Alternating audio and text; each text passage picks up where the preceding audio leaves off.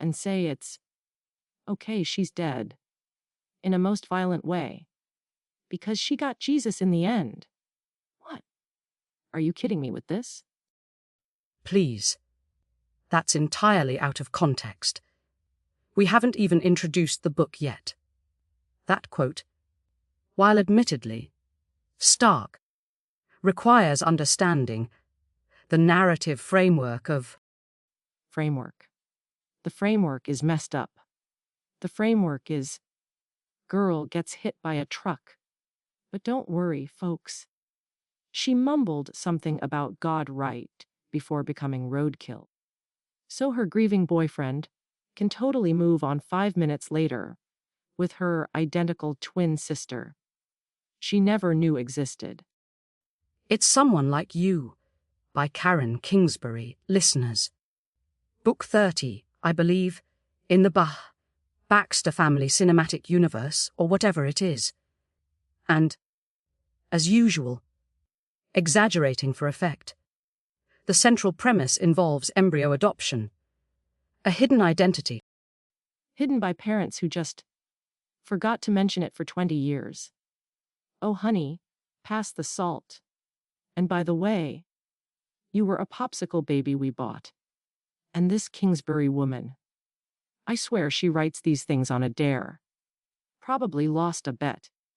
I bet you can't write a book where a guy replaces his dead girlfriend with her clone faster than I can microwave popcorn.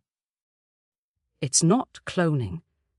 It's embryo adoption, a complex bioethical issue which the book attempts to explore through the lens of faith. And must you bring up the popcorn? Your analogies are consistently pedestrian, unlike the nuanced symbolism in Gatsby, which you completely failed to grasp. Oh, here we go.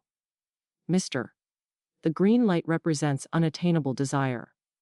It represents a rich idiot staring at a light bulb. Just like this Dawson character is an idiot staring at Maddie thinking, ooh, shiny new replacement London. Dawson Gage is grieving. His girlfriend, London, died tragically. He's clearly experiencing profound psychological distress, perhaps even a form of transference, seeking comfort in the familiar. Familiar. He tracks Maddie down. He watches her from afar, like a total creep. London's body isn't even cold. And Dawson's already thinking, upgrade time. Because London apparently told him to find someone like her. But better. Who says that? It's presented as a moment of spiritual clarity, a guiding message. It's presented as creepy justification. It's like my neighbor Gary, whose wife left him. And now he keeps trying to date women who look exactly like her. Only with less nagging, he says. It's gross. And Maddie. Don't get me started on Maddie Embryo. Surprise West. She's the protagonist, grappling with a fundamental shift in her identity. She grapples by instantly dumping her fiancé, ditching her job, and basically spitting on the parents who raised her. All because they kept a secret about her being wanted and loved enough to be adopted as a tiny frozen dot. She corrects herself, calling them mom and dad. Cold. I bet she wouldn't even cry if her dog died. Unlike some people who cried for 3 days over Gatsby getting shot in his pool. It was the death of the American dream, not just some gangster. And Maddie's reaction, while perhaps extreme, reflects the narrative's exploration of nature versus nurture, biological ties. Oh, please. She runs off to Portland to embrace the bio family she just met, including the boyfriend of the dead sister she just found out about. Does she even like Portland? Does she know it rains there? And what about this Jag character? An angel named Jage. Is he driving a heavenly sports car? Sounds like something Kingsbury dreamed up to sell more books in her other series. Tacky. The intertextual reference might feel overt to some. Yes. But is the book itself entirely without merit? Some reviewers found it deeply moving. One 5-star review calls it a story of absolute grace and faith, saying God always prevails. Yeah. And a 1-star review literally opened with Ike's. And another said they gagged. On the part where London dying violently was suddenly okay. Because she asked about Jesus. People felt like they were fighting off evangelists at their doorstep. This a novel? Or a sermon disguised as a Lifetime movie plot sponsored by Ancestry.com? The didacticism is pronounced. The constant invocation of prayer perhaps replaces more conventional character, development, or problem.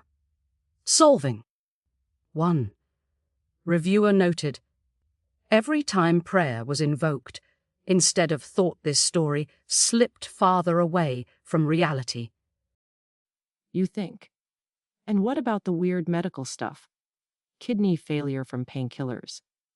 Is she giving medical advice now? Next thing you know, the Baxters will be selling essential oils. I highly doubt that. But the core romance, it is problematic. The speed, the context, it strains credulity. Strains credulity. It snaps it like a dry twig. If Dawson were a sandwich, what kind would he be?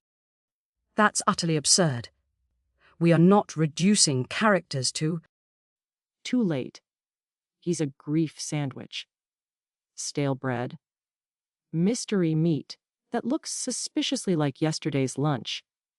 And a thick layer of creepy mayonnaise. You take one bite and immediately regret it. All right. Time for the ratings, before this completely derails. This book gets 2 out of 10 creepy stalker vibes. It made my skin crawl. More than that time. Gary asked to borrow my hedge trimmer while wearing only a bathrobe.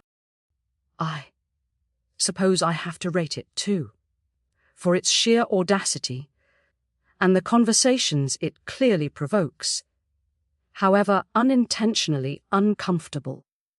I give someone like you a deeply problematic, yet strangely compelling 4 out of 7 existential crises, triggered by questionable theology.